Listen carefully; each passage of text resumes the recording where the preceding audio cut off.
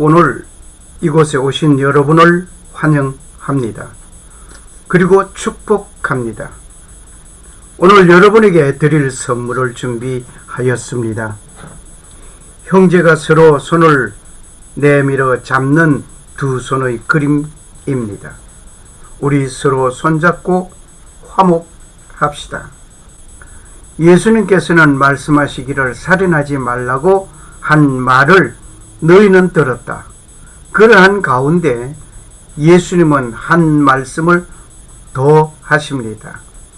형제에게 노하는 자마다 심판을 받게 된다고 말씀하십니다.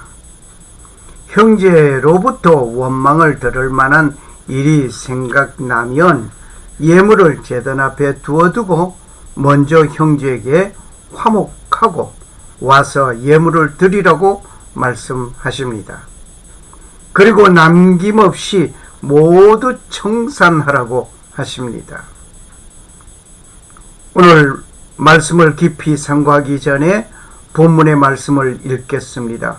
본문의 말씀은 옛사람에게 말한 바 살인치 말라. 누구든지 살인하면 심판을 받게 되리라 하였다는 것을 너희가 들었으나 나는 너희에게 이르노니 형제에게 노하는 자마다 심판을 받게 되고 형제를 대하여 라가라 하는 자는 공회에 잡히게 되고 미련한 놈이라 하는 자는 지옥불에 들어가게 되리라. 그러므로 예물을 제단에 드리다가 거기서 내 형제에게 원망들을 만한 일이 있는 줄 생각나거든 예물을 제단 앞에 두고 먼저 가서 형제와 화목하고 그 후에 와서 예물을 드리라. 너를 송사하는 자와 함께 길에 있을 때에 급히 사화하라. 그 송사하는 자가 너를 재판관에게 내어주고 재판관이 관예에게 내어주어 옥에 가둘까 염려하라. 진실로 내게 이르노니 네가 홀이라도 남김이 없이 다 갚기 전에는 결단코 거기서 나오지 못하리라.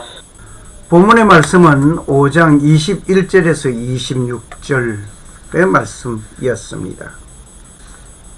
21절에 뭐뭐 하였다는 것을 너희가 들었으나 이 말은 그 당시 랍비들이 줄곧 사용하던 말이었습니다. 랍비들은 계명 외에 많은 규례들을 만들어 백성에게 가르치고 있었습니다. 이런 가운데 예수님은 말씀하십니다. 나는 너에게 이르노니 라고 말씀하십니다. 이 말씀은 어떤 사상과 말을 논증하기 위하여 시작된 말이 아닙니다. 신적으로 선언하신 말씀입니다. 어떻게 보면 종교적인 관습에서 말씀하신 것이 아닙니다. 회개하고 복음을 믿는 그 백성에게 요구하는 주님의 말씀이며 요구입니다. 첫 번째 볼 때 살인하지 말라 하는 말씀을 생각할 수가 있습니다. 10계명 중에 6번째 계명을 거론하신 예수님이셨습니다. 세상 법에는 살인한 자에게 형벌이 주어집니다. 범죄한 그 사실을 가지고 처벌합니다. 살인하는 일이 있기에 살인하지 말라고 하신 것입니다. 애당초 살인하는 일이 없었다면 살인하지 말라는 계명이 없었을 것입니다. 인류 역사상에 제일 먼저 살인한 자가 있었습니다.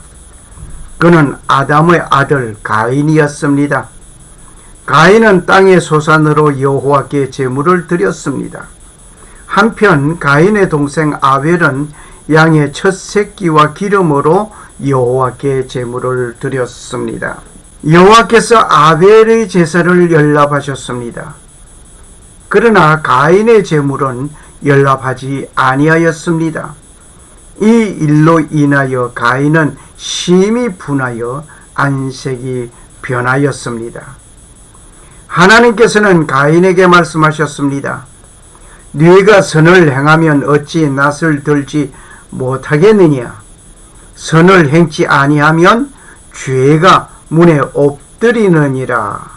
죄의 소원은 네게 있으나 너는 죄를 다스릴지니라. 창세기 4장 7절의 말씀이었습니다. 결국 가인은 죄를 다스리고 선을 행하여야 하는데 악을 행하고 죄의 소원대로 행동하여 동생 아벨을 죽이는 일이 생겼습니다. 인류의 첫 살인자가 되었습니다. 이 살인의 역사는 여기서 멈추지 않고 반복되어 왔습니다. 급기야 10계명에 살인하지 말라는 계명이 삽입하게 되었던 것입니다. 그렇다면 살인하게 된 원인은 무엇입니까? 세상 모든 법은 죄를 지은 그 자체를 보고 벌을 내립니다. 먼저 가인이 살인하기 전에 심히 분하여 안색이 변하였습니다. 이것이 마음의 분을 품었다는 것을 말합니다.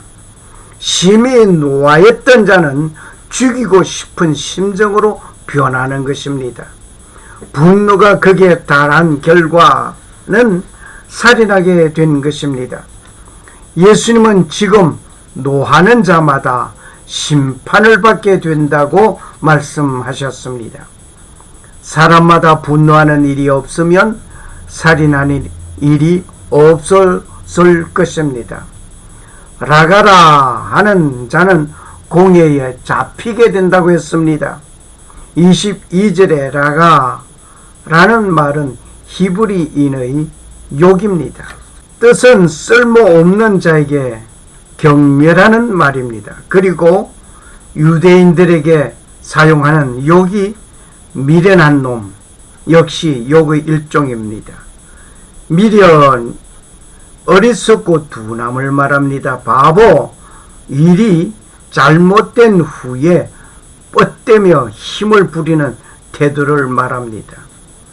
원하옵나니 내 주는 이 불량한 사람 나발을 개의치 마옵소서.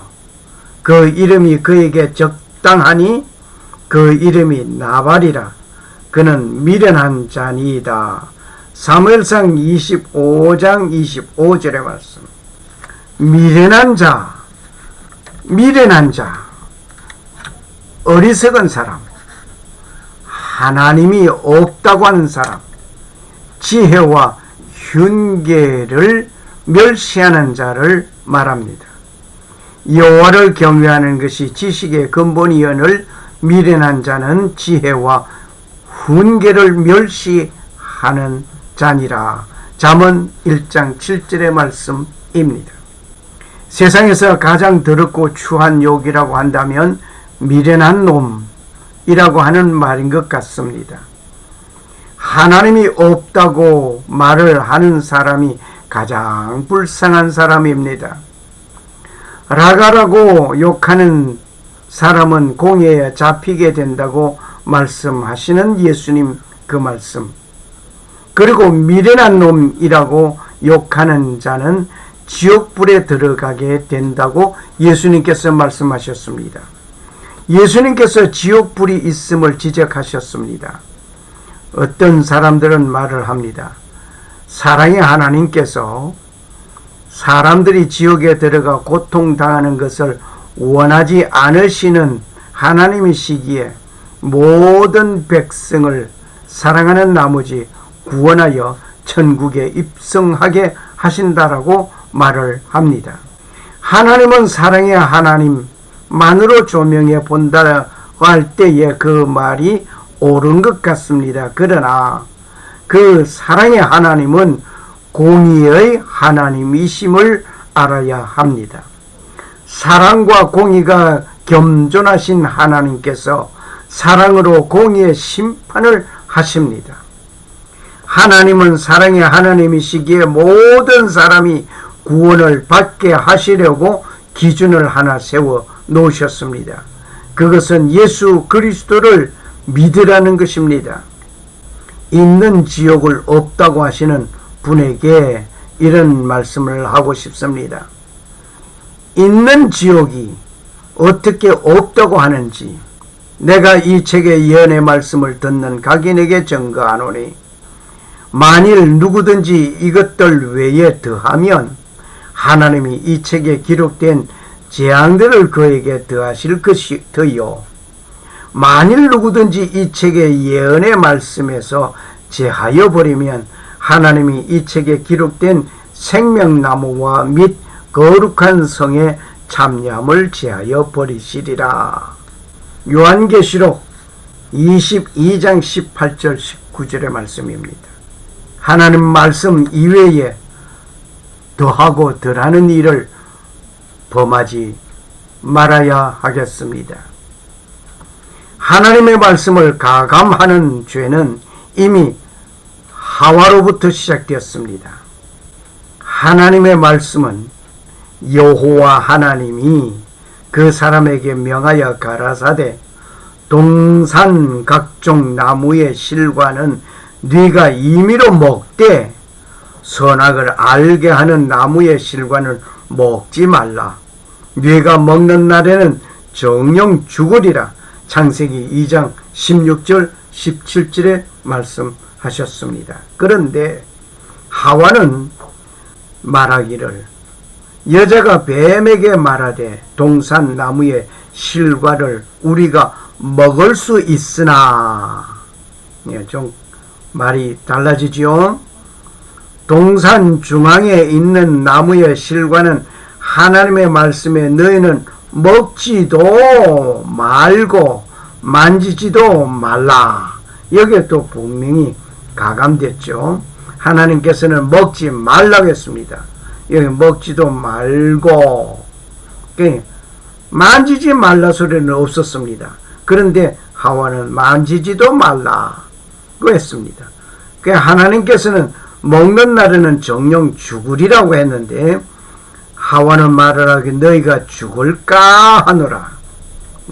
이렇게 하나님의 말씀을 그대로 간직하지 아니하고 가감하는 일을 하와로부터 시작되어 내려왔습니다. 동산 각종 나무의 실과는 네가 임의로 먹으라고 하였습니다.